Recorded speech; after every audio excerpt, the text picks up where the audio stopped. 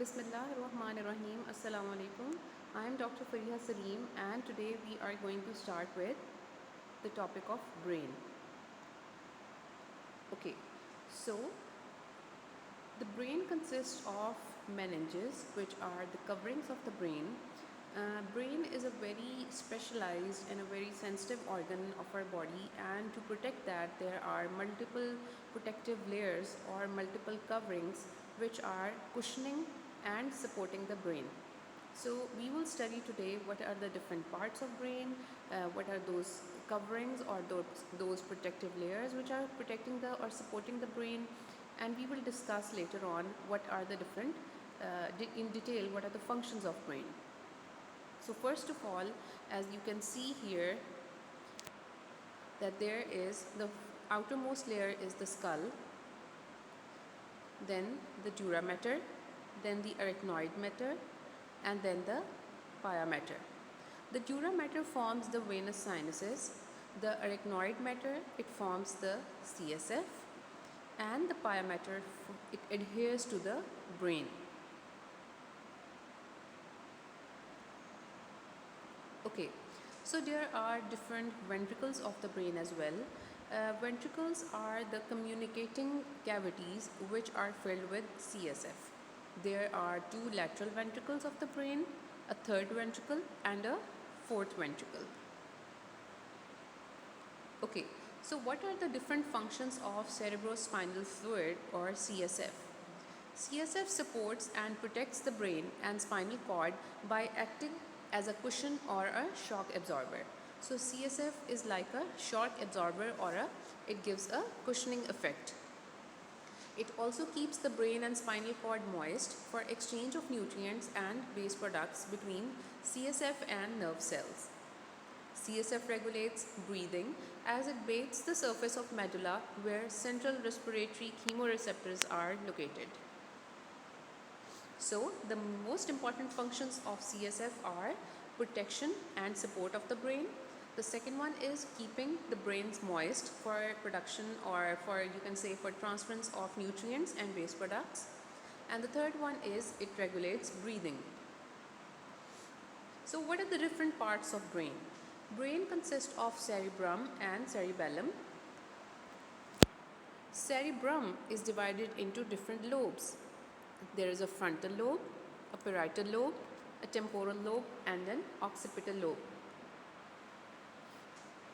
Okay, so you can see here that there is a frontal lobe, the temporal lobe in the temporal region, parietal lobe, and the occipital lobe is present at the back of your head. So what are the different functions of cerebral cortex? Firstly, mental activities involved in memory, intelligence, sense of responsibility, thinking, reasoning, moral sense, and learning. These are all the functions of cerebral cortex. Another important function of cerebral cortex is sensory perception, which includes the perception of pain, temperature, touch, sight, hearing, taste, and smell. Thirdly, the initiation and control of skeletal muscle contraction, and therefore the voluntary movement also occurs through the cerebral cortex. So the most important functions are involvement in memory, intelligence, and the perception of pain, touch, temperature, and the control of skeletal muscle contraction. Okay, so let's move to the different parts of cerebral cortex. Firstly, we have read that the brain has two main parts, cerebrum and cerebellum. Now we are discussing in detail the different parts of cerebrum. So, first of all, we have Broca's area, which is involved in speech, the prefrontal area, the premotor area, the primary motor area, the central sulcus. Sulcus is basically a ditch or a groove-like structure. The somatosensory area, the Wernicke's area, which is involved in language and speech, the visual area, as the name indicates, it's involved in vision, the auditory area, which is involved in hearing, and the taste area.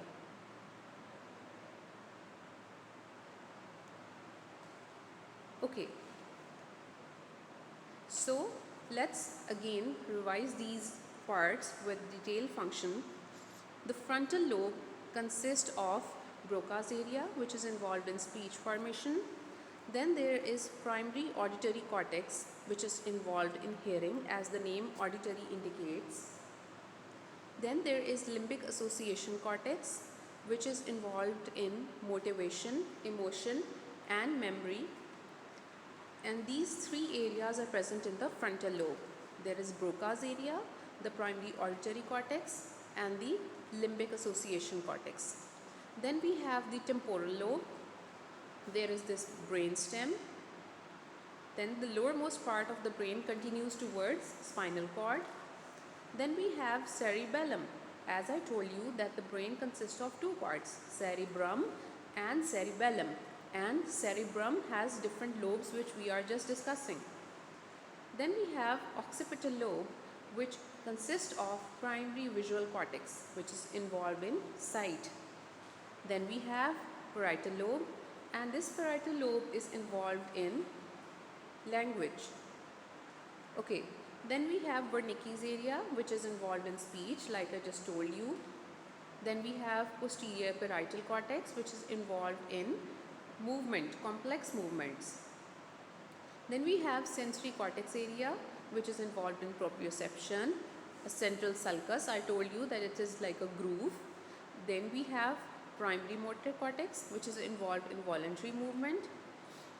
And then the supplementary motor area, which is involved in complex movements. We have premotor cortex, which is involved in again complex movements, and prefrontal association cortex, which is involved in personality traits. So we just learned that there are two main parts of brain, a cerebrum and cerebellum. Cerebrum consists of frontal lobe, temporal lobe, occipital lobe, and parietal lobe. And there are different parts or region of these lobes which are involved in different types of functioning. Then we have cerebellum, and this is cerebellum.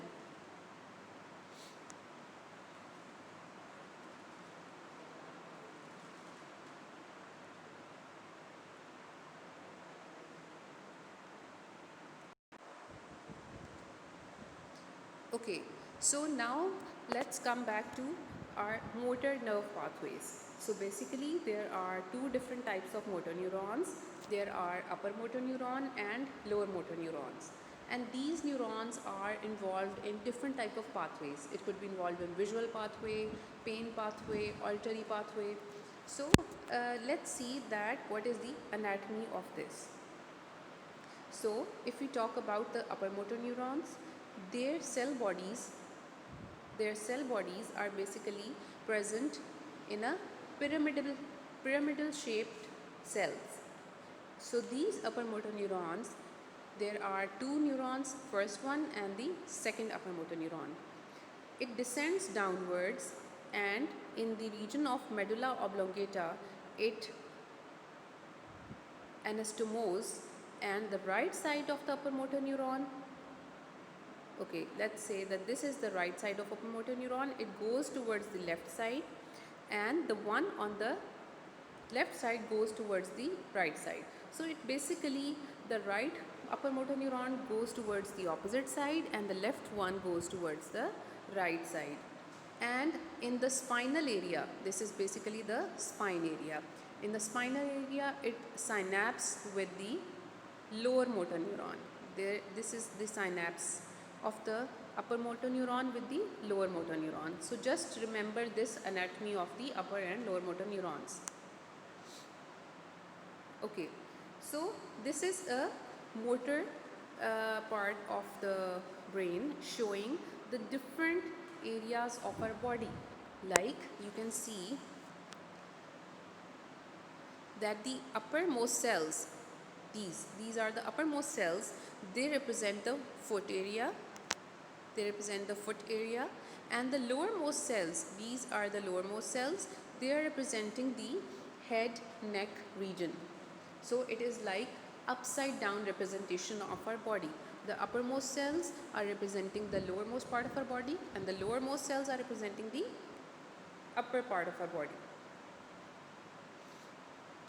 Okay, so areas of the cerebral cortex which are involved in higher mental functions, they are Broca's area and Wernicke's area. This is Broca's area, which is involved in speech production, and this is the Wernicke's area, which is involved in language understanding and intelligence.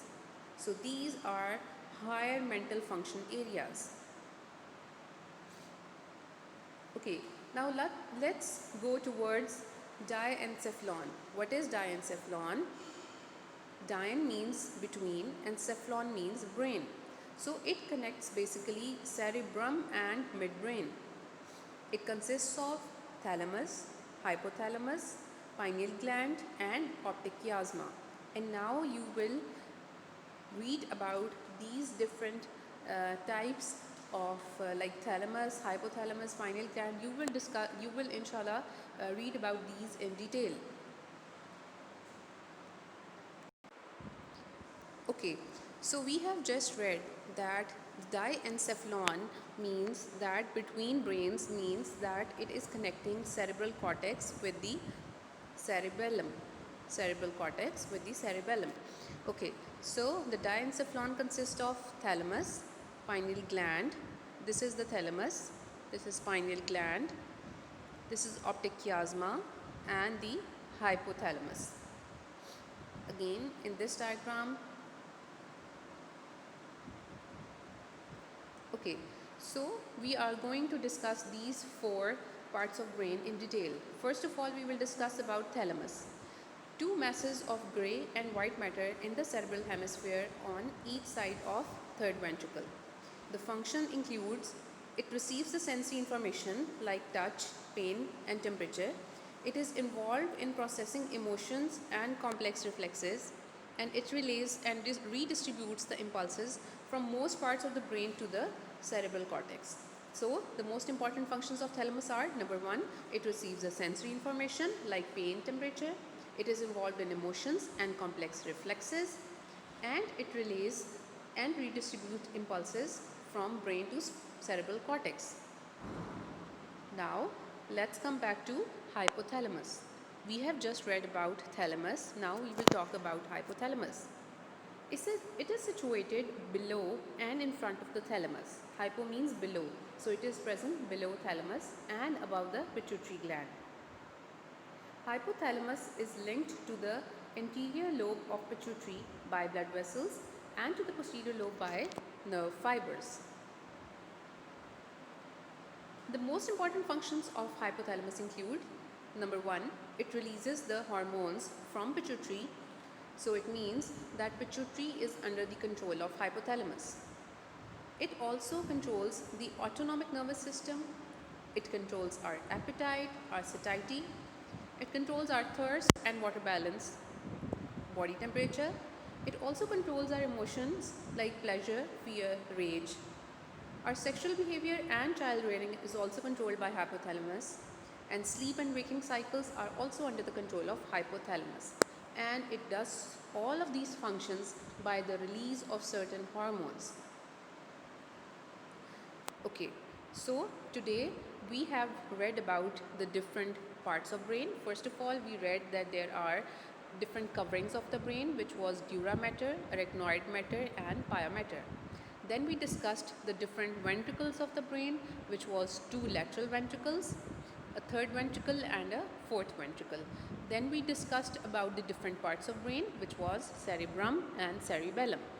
We discussed that there were four lobes of the brain, four lobes of the cerebrum or cerebral cortex, which was frontal lobe, temporal lobe, parietal lobe and occipital lobe. Okay, then we discussed that there is a structure named as diencephalon, which is connecting cerebrum with the cerebellum, and those diencephalon consist of thalamus, hypothalamus, pituitary gland and pineal gland. So we have discussed the anatomy of the thalamus and the functions of thalamus, and now we have discussed the functions of hypothalamus as well as the anatomy. I hope it is clear till here. Okay, Allah Hafiz.